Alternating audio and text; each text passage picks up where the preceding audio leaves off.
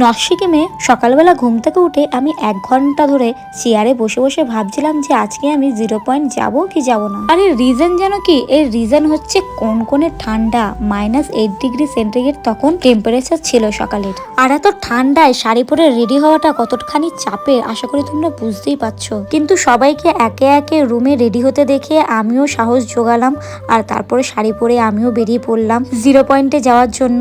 এতটাই ঠান্ডা ছিল যে আমি স্টাইল করার সাহস জোগাতে পারিনি, তাই আমি উল্লি কটন হাইনেক টি শার্ট, তার উপরে সোয়েটার, এই ব্ল্যাক কালারের সোয়েটার, আর তার উপরে শাড়িটা পরেছিলাম। তাও এতেও থেমে থাকিনি, এর ওপর থেকে দেখো এই মোটা সোটা হোয়াইট কালারের জ্যাকেটটাও আমি পরেছিলাম, বিকজ আমি খুব শীত কাতুরি আর আমার প্রচন্ড ঠান্ডা লাগছিল। আর এতগুলো লেয়ার পরার পর আমি না মাটিতে পা রাখতে পারছিলাম না, এত ভারী ভারী নিজেকে ফিল হচ্ছিল যে কি বলবো।